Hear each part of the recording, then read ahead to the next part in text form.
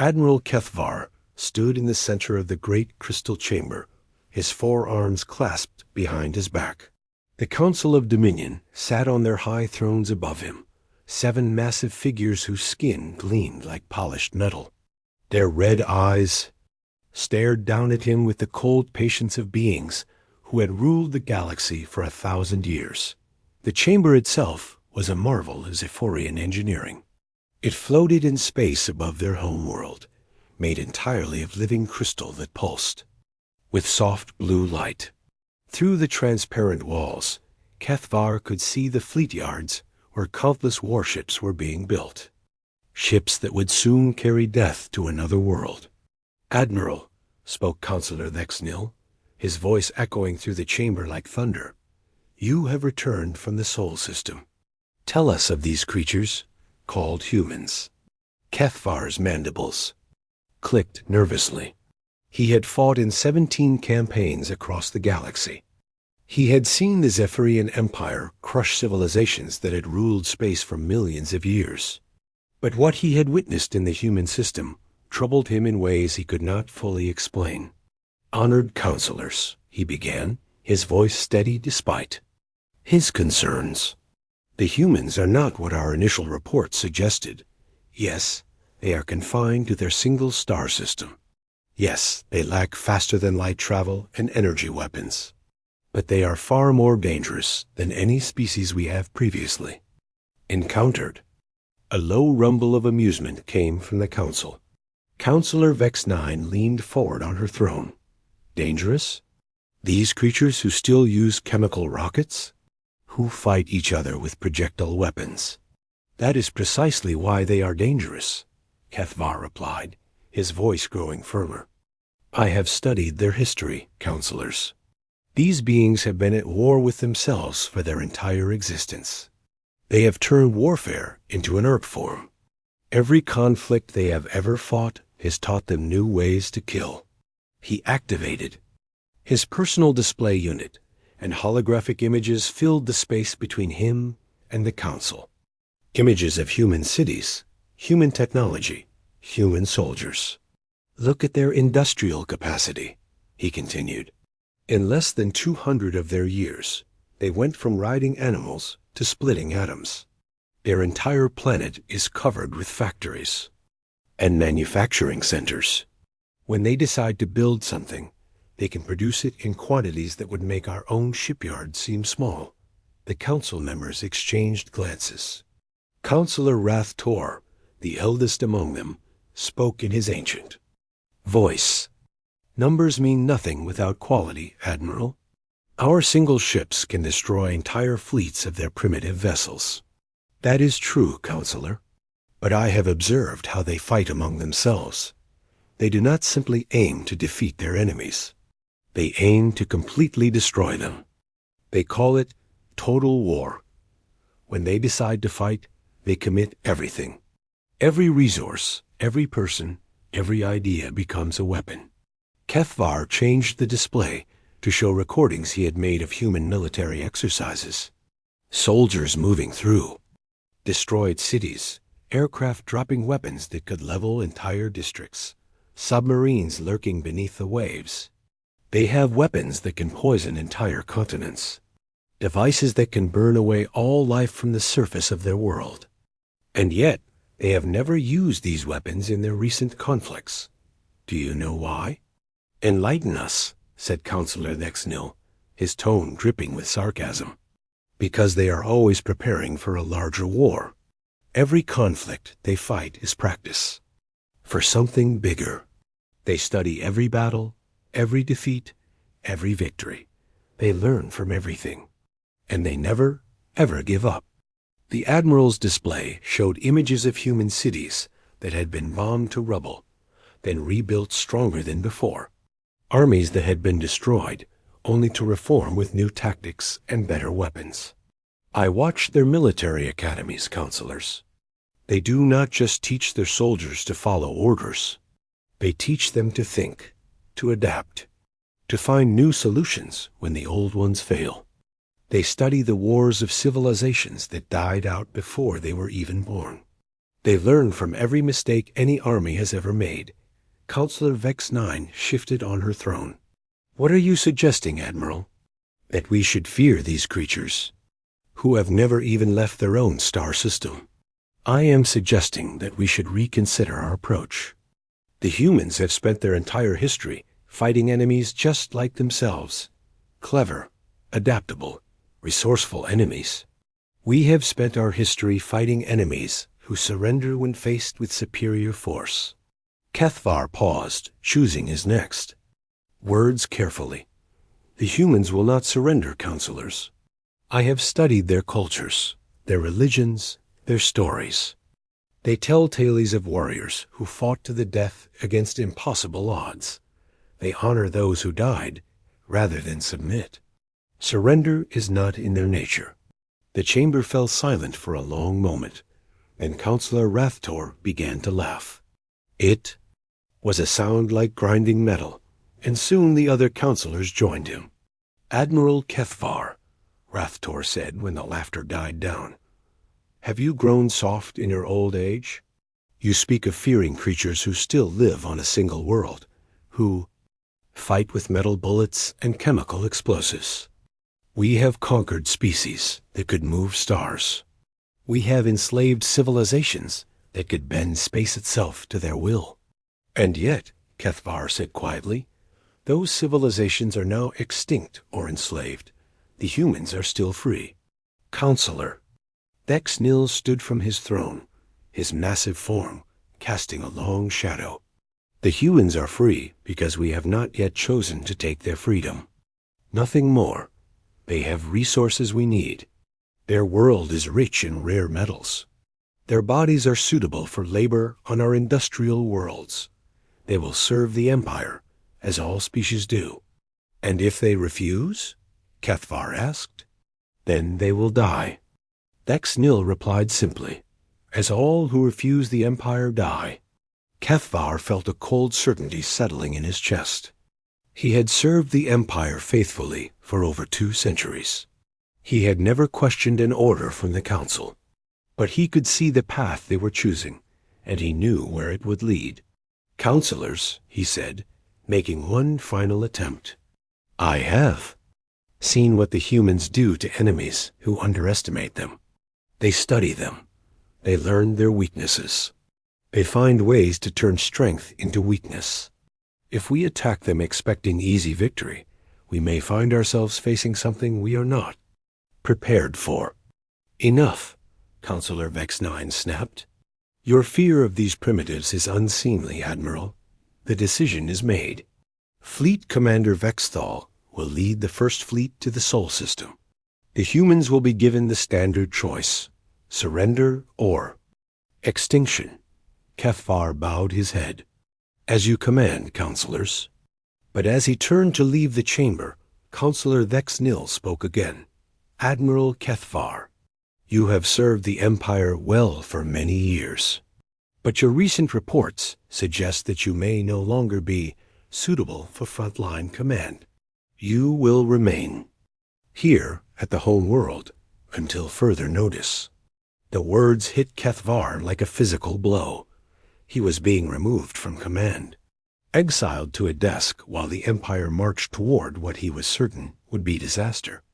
I understand, Counselor, he said, his voice carefully neutral dot as he walked through the crystal corridors toward his quarters. Kethvar's mind raced. The Council would not listen to reason. They saw only what they wanted to see, a primitive species ripe for conquest. They could not understand that humanity's greatest weapon was not their technology or their numbers dot. It was their refusal to accept that any problem could not be solved. The Admiral reached his quarters and sealed the door behind him. Through the crystal walls, he could see the fleet yards where ships were being prepared for the journey to Sol. Soon, hundreds of Zephyrian warships would arrive at Earth, expecting easy victory. Kethvar had a terrible feeling that the Empire was about to learn a lesson it would never forget. He only hoped that some part of the Empire would survive the learning. Fleet Commander Vexthal stood on the bridge of his flagship, the Eternal Dominion, watching the blue and green world grow larger on the main display. Behind him, 200 of the Empire's finest warships moved in perfect formation through the darkness of space. Each ship carried enough firepower to level continents. Together, they represented the most powerful force the galaxy had ever seen. The human world called Earth hung before them like a ripe fruit waiting to be picked. Vexthal had read Admiral Kethvar's reports, but he dismissed them as the nervous ramblings of an old soldier who had lost his edge. The orbital scans showed exactly what he expected: a primitive civilization with chemical rockets and crude satellites. No energy shields, no gravity weapons, no faster-than-light capability. Communications officer, Vexthal commanded, his voice carrying easily across the bridge. "Are you receiving human transmissions?"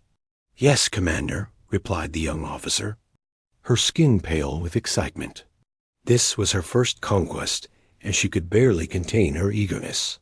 "They are broadcasting on multiple frequencies, simple radio waves mostly. Some of their satellites are transmitting data, but the encryption is basic. Our computers broke their codes in minutes." Vexthal's mandibles clicked with satisfaction. "What are they saying?" "Panic, mostly. Their governments are calling emergency meetings. Their military forces are being mobilized, but slowly. They seem confused and disorganized." Perfect, Vexthal thought. Fear and confusion were the Empire's greatest allies during first contact. A frightened enemy made mistakes. A confused enemy wasted time and resources. The humans were reacting exactly as every other species had when faced with the Empire's overwhelming power. "Weapons officer," he called out, "begin the demonstration." On the main display, Vexthal watched as 6 of his ships moved closer to Earth. Their target was a collection of human structures orbiting their world. The humans called them space stations, though they were primitive things made of metal and plastic, spinning slowly to create artificial gravity for their occupants. The Zephyrian ships fired single shots from their plasma cannons. The human stations simply vanished, turned to expanding clouds of glowing gas in seconds. The demonstration was clean, efficient, and absolutely clear in its message. The Empire could destroy anything the humans had built. "Send the standard surrender message," Vexthal ordered. The communications officer activated the planet-wide broadcast system. Every radio, television, and communication device on Earth would now be carrying the same message in every human language. "People of Earth," the message began, translated into perfect human speech by the Empire's computers. "You are now subjects of the Zephyrian Empire. Your world and everything on it belongs to us. You have one rotation of your planet to surrender completely. All military forces must stand down. All governments must submit to imperial authority. Any resistance will result in the total destruction of your civilization. Choose wisely." Vexthal settled back in his command chair to wait. Usually, primitive species needed only a few hours to accept reality. Some tried to negotiate, offering tribute in exchange for partial independence. Others simply collapsed into chaos as their governments fled or surrendered immediately. A few attempted futile attacks with their primitive weapons before seeing the hopelessness of their situation. But as the hours passed, something strange began to happen. "Commander," the communications officer said, her voice uncertain, "the human transmissions are ... unusual." "Explain," Vexthal demanded. "They are not panicking anymore. The initial fear is still there, but they are organizing rapidly. Military units across their planet are moving to defensive positions. Their leaders are not negotiating or surrendering. They appear to be preparing for war." Vexthal frowned. This was not the normal pattern. "Show me their military movements." The main display changed to show a tactical map of Earth's surface. Red dots indicated human military units, and Vexthal was surprised to see how many there were. The humans seemed to have armed forces on every continent, and they were all moving with purpose and coordination. They have more soldiers than our initial estimates suggested, the tactical officer reported, and they are not retreating to defend. They're major cities. They appear to be spreading out, taking positions in rural areas and underground locations. Underground? Vexthal asked. Yes, Commander. Our scans are detecting massive tunnel networks beneath many human population centers. Some appear to be natural cave systems that have been modified. Others look like they were built specifically for military purposes. The humans seem to have been preparing for this kind of attack for decades. This was troubling, but not unexpected. Many species had built bunkers and defensive positions. They never helped for long against Imperial technology, but they sometimes delayed the inevitable for a few days. What about their governments? Vexthal asked. Still functioning, Commander. We expected their leaders to flee or surrender, but they appear to be coordinating the military response. They are broadcasting messages to their population, but not surrender offers. They are encouraging resistance. Vexthal's frown deepened. What kind of messages? The communications officer hesitated. They are telling their people to fight. Commander, they are sharing information about our ships and weapons. They are organizing civilian populations to support military operations. It is most unusual. Show me one of these broadcasts. The main display changed to show a human male in military uniform standing behind a podium. The translation system converted his words into Zephyrian language as he spoke. My fellow humans, the man was saying, we face an enemy unlike any in our history. But we have faced impossible odds before, and we have survived. We will not surrender. We will not submit. We will fight with everything we have, for as long as we can fight. Remember, every day we resist is another day for our people to learn, to adapt, to find new ways to hurt these invaders. We are humanity. We do not give up. The broadcast ended, but immediately another began, then another. Humans across their planet were delivering similar messages. Soldiers, scientists, political leaders, even civilians were telling their people to resist. Vexthal felt the first stirring of unease. This was not how conquests were supposed to proceed. Time remaining until their deadline? He asked. 6 hours, Commander. Begin targeted strikes on their military installations. Show them what happens to those who resist. The fleet's weapons opened fire on human military bases across the planet. Plasma beams and kinetic projectiles fell from space like the wrath of gods. Entire installations vanished in seconds. Mountains were leveled. Lakes were turned to steam, but instead of breaking human resistance, the attacks seemed to strengthen it. More broadcasts appeared, showing the destroyed bases and the massive craters where they had been. But the humans were not weeping over their losses. They were studying them. Look at the blast patterns, a human scientist was saying on one broadcast. See how the energy dissipates? That tells us about their weapon systems. See how the projectiles penetrate? That tells us about their technology.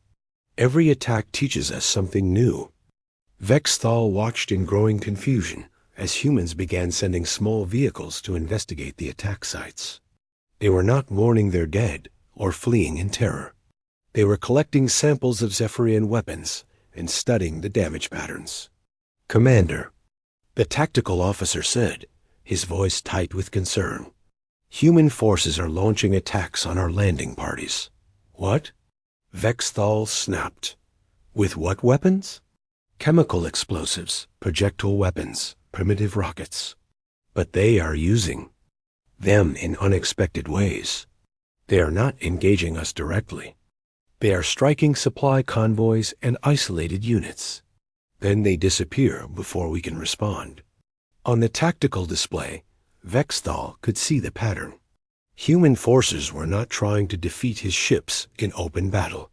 They were attacking like parasites, striking weak points and vanishing.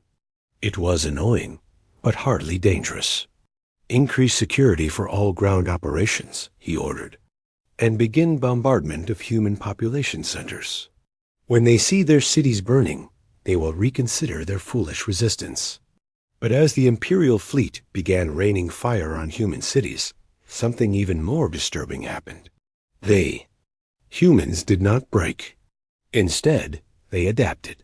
Human military units stopped operating from fixed bases and began moving constantly. They broke into smaller groups that were harder to track and target. They started using the Empire's own bombardment against them, moving into areas that had already been attacked because they knew the Imperial ships would not waste time bombing the same location twice.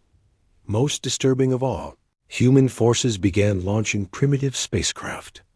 They were crude, dangerous vessels that should have been easy to destroy. But they did not fight like normal spacecraft. They hid in asteroid fields and debris clouds. They used the wreckage of their own destroyed ships as cover. They struck without warning and fled before the Imperial fleet could respond. "How many of our ships have they damaged?" Vexthal asked. 17, Commander. "The damage is minor, but ... double quotes, the tactical officer paused. They are learning from each attack. Their tactics are improving rapidly." Vexthal stared at the display showing human ship movements. These creatures were supposed to be primitive. They were supposed to. 1 year after the first Zephyrian ships arrived at Earth, Fleet Commander Vexthal sat in his command chair staring at reports that made no sense. His invasion fleet, which should have conquered the human world in weeks, was now trapped in an endless battle with an enemy that refused to follow any logical pattern of warfare. The humans had not surrendered. They had not collapsed into chaos. Instead, they had done something that no species in the Empire's long history had ever accomplished. They had turned the invasion into a learning experience. "Commander," his intelligence officer said, approaching with another disturbing report. "The humans have launched another attack on our supply convoy near their moon." Vexthal's mandibles clicked in frustration. "What did they use this time?" "Modified versions of our own plasma weapons, sir. They appear to have reverse-engineered the technology from wreckage they collected during our early bombardments." This was the pattern that had emerged over the past 12 months. Every piece of Zephyrian technology that fell to the planet's surface was quickly recovered by human forces. Within days, sometimes hours, they would figure out how it worked. Within weeks, they would build their own versions. Within months, they would improve on the original design. "How is that possible?" Vexthal demanded. "Our technology is thousands of years ahead of theirs." "The humans approach technology differently than we do, Commander. We build upon established principles and proven designs. The humans ... experiment. They try things that should not work. Sometimes they fail spectacularly, but sometimes they discover solutions that we never considered." On the main display, Vexthal watched a recording of the latest human attack. Their ships were ugly, crude things that looked like they had been welded together in someone's garage. But they were effective. They struck hard and vanished before his forces could respond. "Show me the casualty reports," he said quietly. Numbers that appeared on his screen made his stomach clench. In 1 year of fighting, the humans had destroyed or damaged over 40 Imperial ships. That was more losses than the Empire typically suffered in a decade of conquest campaigns. And the rate of losses was increasing as human technology and tactics improved. "What about ground operations?" Vexthal asked. His ground forces commander, a veteran of 30 successful invasions, stepped forward with a grim expression. "The situation on the planet's surface is ... complex, sir." "Explain." "We control approximately 30% of the major population centers, but our control is limited to the immediate areas around our bases. The moment our forces move beyond established perimeters, they come under attack from human resistance. Forces. The commander activated a holographic map of Earth's surface. Red zones marked areas under Imperial control, but they were small islands in a sea of contested territory. The humans do not fight conventionally, sir. They attack our supply lines, then disappear into underground tunnel networks we cannot map completely. They strike our isolated units with improvised weapons and blend back into the civilian population. They have turned their entire planet into a fortress. Vexthal studied the map with growing unease. What about their industrial capacity? Have we at least stopped them from producing new weapons? No, sir. In fact, their production has increased. They have moved their manufacturing underground and distributed it across thousands of small facilities. When we destroy one factory, 3 more appear in hidden locations. They are building weapons faster than we can destroy them. This was impossible. No species had ever increased their military production while under invasion. The standard pattern was for industrial capacity to collapse under bombardment, forcing eventual surrender. But the humans seemed to thrive under pressure. Sir, the communications officer interrupted. We are receiving a transmission from High Command. The main display changed to show the crystal chamber of the Council of Dominion. Counselor Vex Nils. Imposing figure filled the screen, his red eyes burning with barely controlled anger. Fleet Commander Vexthal. The counselor's voice echoed through the bridge. Explain to the Council why a single primitive world has resisted Imperial forces for an entire year. Vexthal felt sweat forming on his scales. Honored Counselor, the humans have proven more resourceful than anticipated. They resourceful? Vexnil's voice cut through the explanation like a blade. You command 200 of our most advanced warships, and you cannot defeat creatures who fight with chemical rockets and metal bullets? With respect, Counselor, they no longer fight with chemical rockets. They have adapted our technology to their own designs. Their current weapons are ... effective. Effective enough to destroy Imperial ships? Vexthal hesitated, knowing that his next words would likely end his career. Yes, Counselor. They have developed new tactics and weapons that we were not prepared for. The silence from the council chamber stretched for long moments. When Vexnil spoke again, his voice was deadly quiet. Fleet Commander, you will intensify your attacks immediately. Use whatever force is necessary to bring these creatures to heel. The reputation of the Empire is at stake. Understood, Counselor. But I must report that our losses are mounting. If this campaign continues much longer, then end it quickly, Vexnil snarled. The Council does not accept excuses. The Council accepts results. Deliver them. The transmission ended, leaving Vexthal alone with his doubts and fears. He turned to his senior officers, seeing his own uncertainty reflected in their faces. Prepare for Operation Final Strike, he ordered.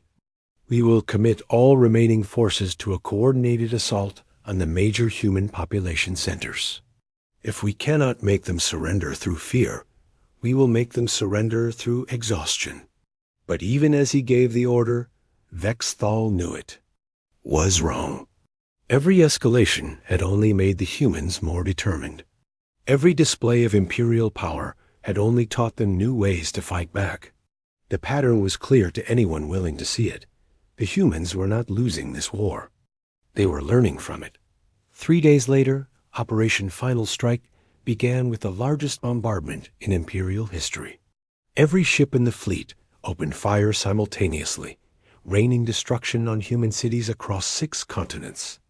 The energy release was visible from space, as entire metropolitan areas were turned to glass and ash.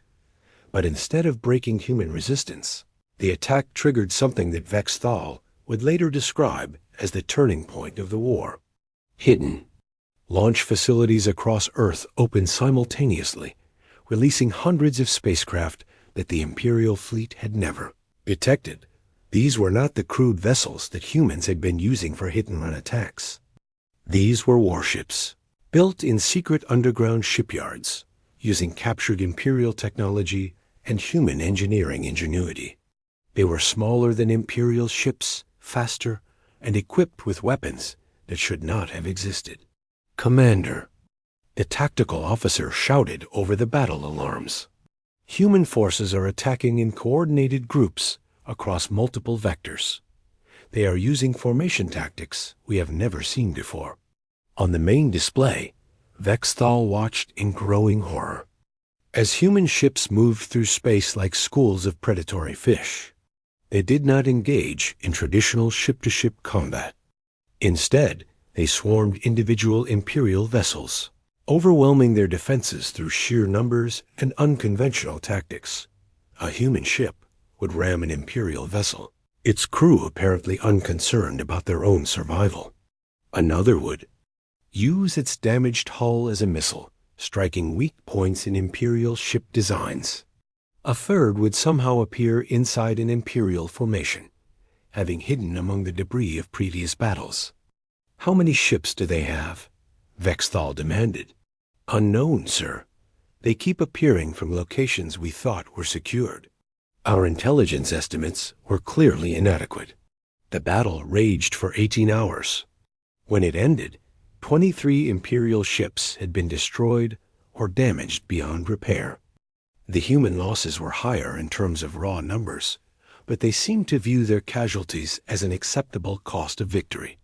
Most disturbing of all, the humans had captured 3 intact Imperial vessels and their crews. "Sir, the intelligence," officer reported, his voice shaking. "We are detecting transmissions from the captured ships. The humans are interrogating our personnel. They are learning about our technology, our tactics, our fleet compositions."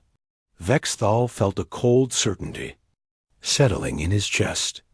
The humans now had access to detailed information about Imperial ship designs, weapon systems, and operational procedures. They would study everything. They would learn everything. And then they would use that knowledge to kill more Imperial forces.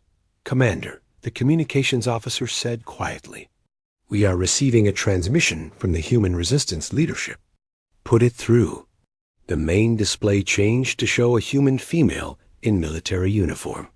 She appeared to be middle-aged by human standards, with gray hair and scars that spoke of long experience in combat. When she spoke, her voice was calm and confident. "Commander Vexthal of the Imperial Fleet," she began. "I am General Sarah Chun of the United Earth Defense Force.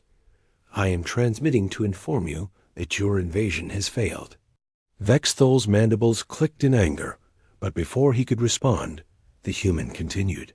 "You have fought bravely, but you have made a fundamental error in your understanding of humanity.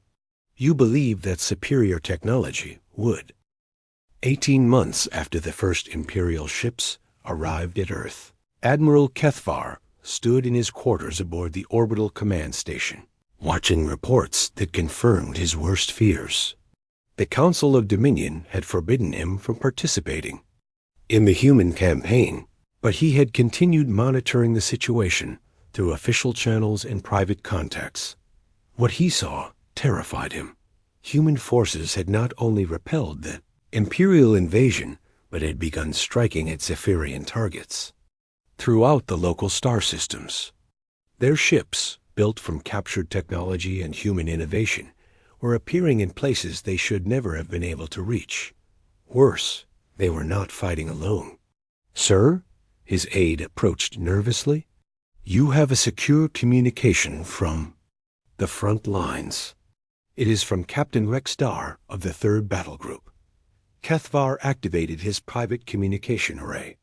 The hologram that appeared showed a young Zephyrian officer whose scales were pale with exhaustion and fear. "Admiral," Rexdar began, his voice shaking, "I am transmitting from the Kepler system. The humans have attacked our mining operations here. They destroyed 3 cargo ships and captured 2 others. But that is not the worst part. Continue. Captain. Sir, they were not alone. The Altarian slave species that we use for mining operations joined the human attack. They had weapons, Admiral. Weapons that the humans gave them. They knew our security codes and patrol schedules. Cathvar felt his blood turn cold. The humans were doing more than just fighting the Empire. They were freeing its slaves and turning them into allies. How many systems have reported similar incidents? Cathvar asked. 17 so far, sir. The humans are broadcasting messages to every slave species in Imperial space. They are telling them that the Empire can be defeated. They are sharing information about Imperial ship movements and vulnerabilities. Some species that have been enslaved for centuries are beginning to rebel. The communication ended, leaving Cathvar alone with his thoughts. He had served the Empire faithfully for over 2 centuries, but he could see the pattern emerging. The humans were not just winning battles. They were destroying the foundation of Imperial power itself. The Empire ruled through fear and overwhelming force. But the humans had proven that Imperial ships could be destroyed, Imperial soldiers could be defeated, and Imperial technology could be captured and improved upon. Once that knowledge spread to the hundreds of enslaved species across the galaxy, the Empire would face rebellions on every world it controlled. Cathvar activated his secure communication system and sent a message to an old contact in the Imperial Intelligence Service. Within hours, he received a reply that confirmed his suspicions. The humans had spent 18 months studying not just Imperial technology, but Imperial society, psychology, and governing structure. They understood that the Empire's greatest weakness was its dependence on the myth of invincibility. Once that myth was broken, the entire system would collapse, and they were systematically breaking it. Meanwhile, in the Sol system, General Sarah Chun stood in the command center of humanity's first space fleet, watching as her forces prepared for their largest operation yet. The underground facilities that had once hidden Earth's resistance now served as the headquarters for a war that spanned multiple star systems. General, her intelligence officer approached with the latest reports.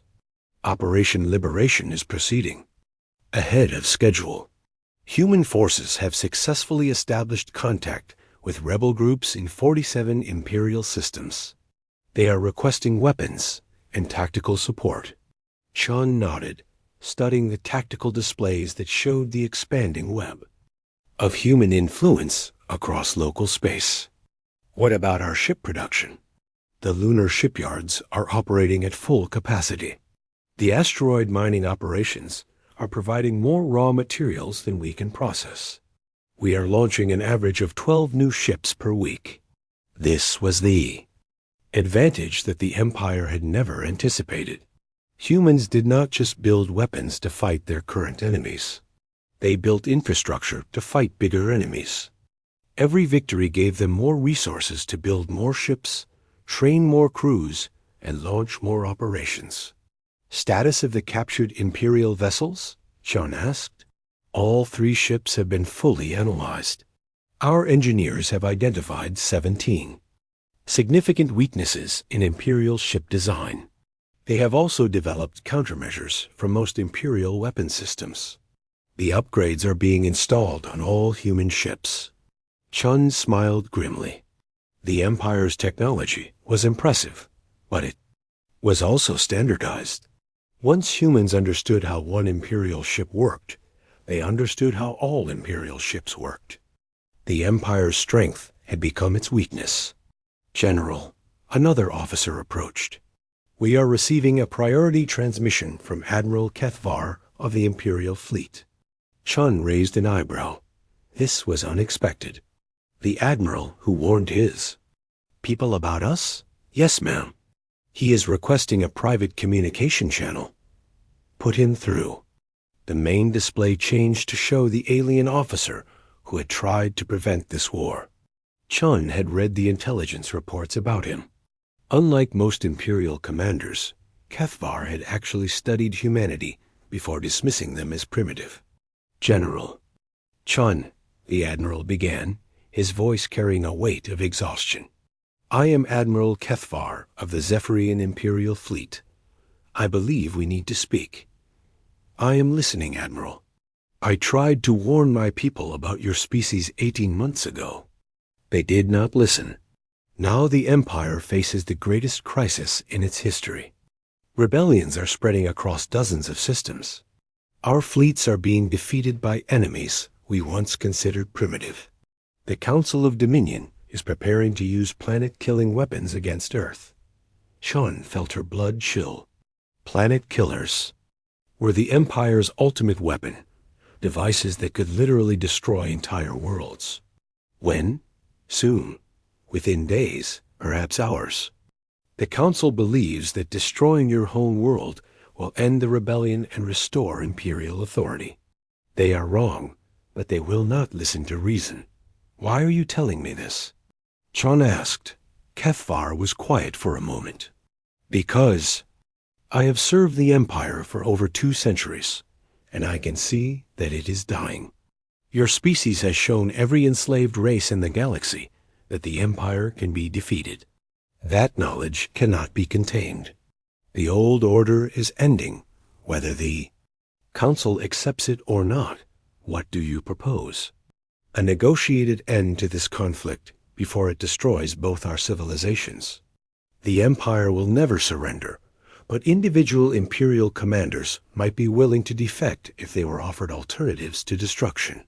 Chun considered this carefully.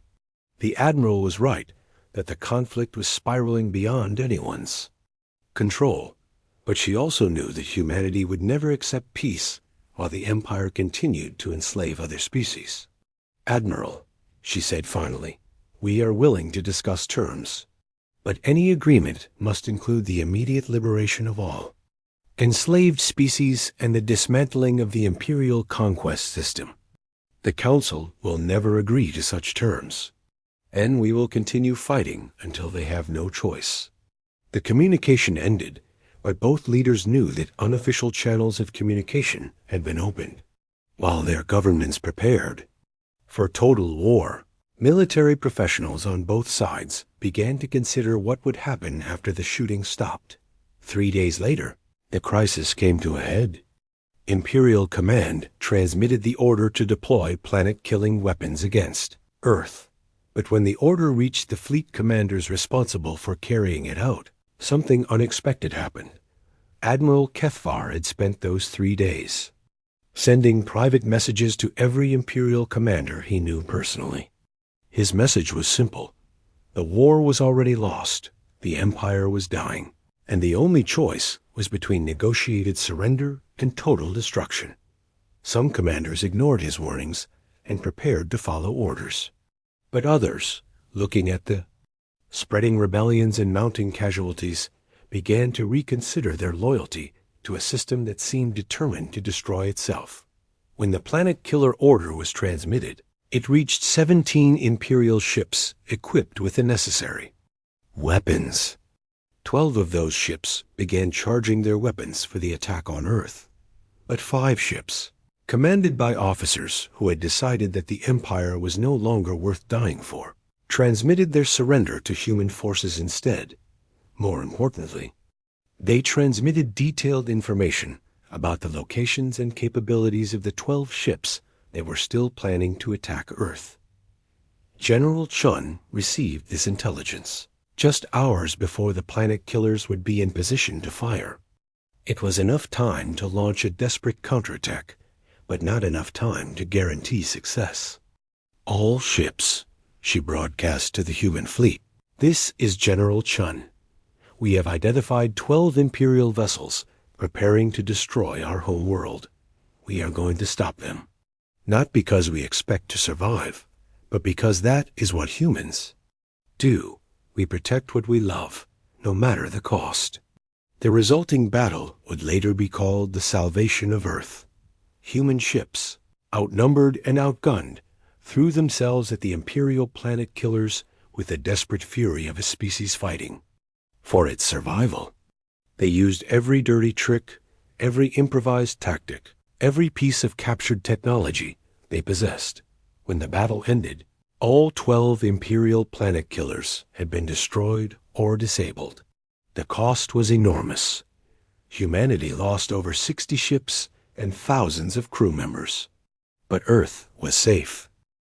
3 years after the first Imperial ships arrived at Earth, Admiral Kethvar stood on the observation deck of the human flagship Indomitable, watching the crystal spires of his home world grow larger through the transparent aluminum windows. Around him, ships from dozens of different species moved in formation toward the Zephyrian home system. Some were human vessels with their distinctive angular designs. Others belonged to species that had been enslaved by the Empire for centuries and were now free. The irony was not lost on him. The very world where the Council of Dominion had dismissed his warnings about humanity was now under siege by the species they had underestimated. "Admiral," General Chun approached from behind, her voice respectful but firm. "The Council is requesting to speak with you directly." Kethvar turned to face the human leader who had become something like a friend over the past year of secret communications and careful negotiations. Are they ready to surrender? They are ready to negotiate. That is progress. The main communication array activated, showing the familiar crystal chamber where Kethvar had first tried to warn about humanity's true nature. But the chamber looked different now. Several of the council thrones were empty, their occupants having fled or been killed in the fighting. The remaining counselors looked older, more tired, and much less arrogant than they had 3 years ago. Counselor Vexnil, the one who had mocked Kethvar's warnings most loudly, now spoke with the quiet desperation of someone who knew he had lost everything. "Admiral Kethvar," Vexnil began, his voice lacking its former authority. "The Council wishes to discuss terms for ending this conflict." "I am no longer an admiral in the Imperial fleet," Kethvar replied calmly. "I am a military advisor to the Galactic Liberation Coalition. If you wish to surrender, you must speak with General Chun of the Terran Federation." The words hit the Council like physical blows. The idea that they would have to negotiate with the very creatures they had planned to enslave was clearly almost unbearable. General Chun stepped forward, her expression neutral, but her voice carrying the weight of absolute authority. "Counselors, I am General Sarah Chun, Supreme Commander of Coalition Forces. I am authorized to accept your unconditional surrender." "Unconditional?" Counselor Vex-9 sputtered.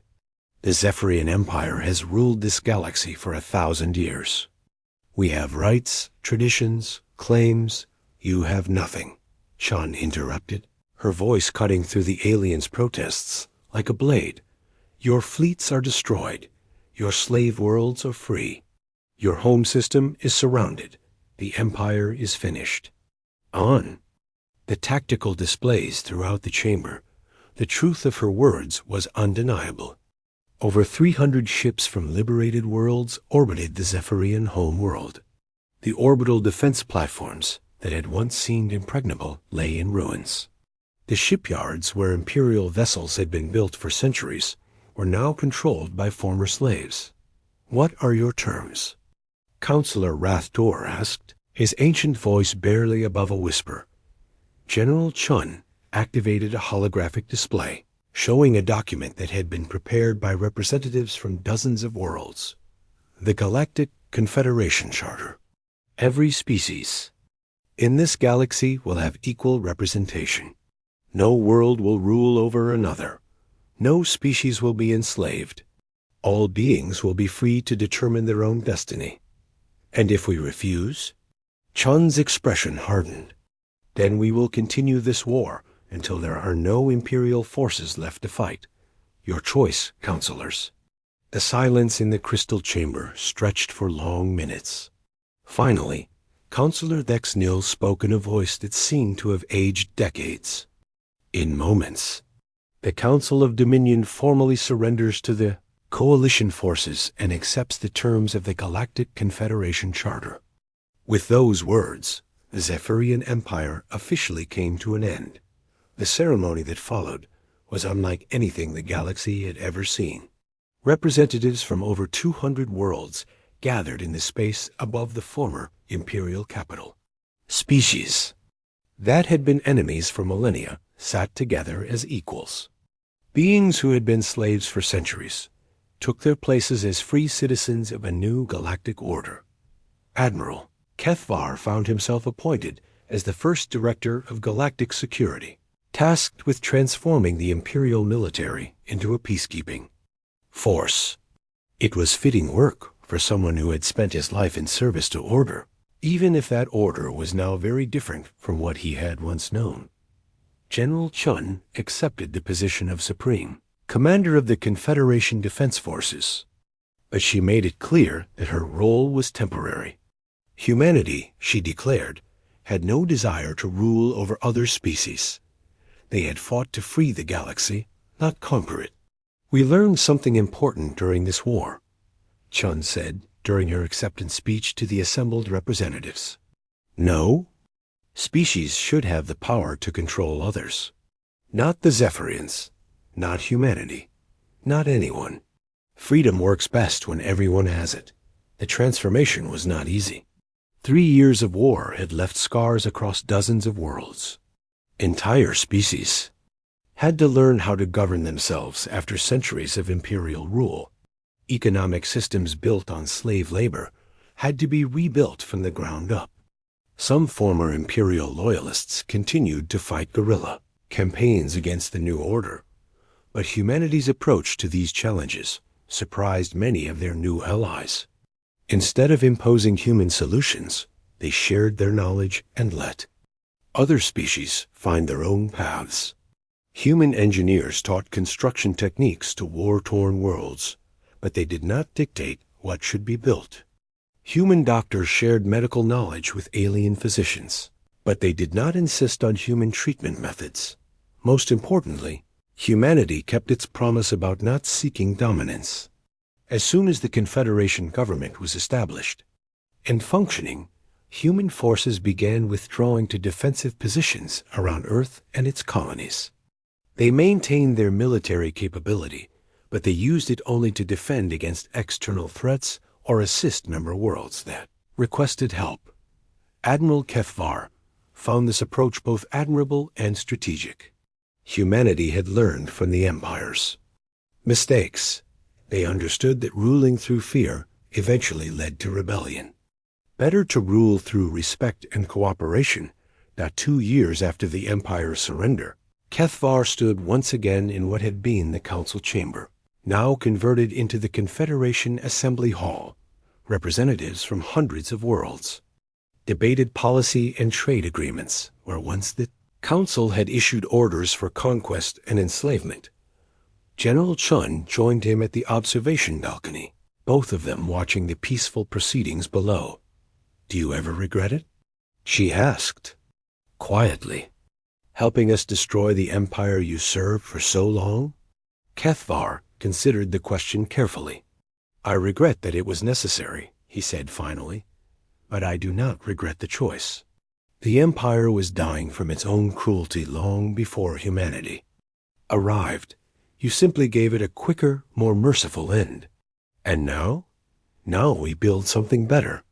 Something that can last, not because it is strong enough to crush opposition, but because it is good enough to inspire loyalty."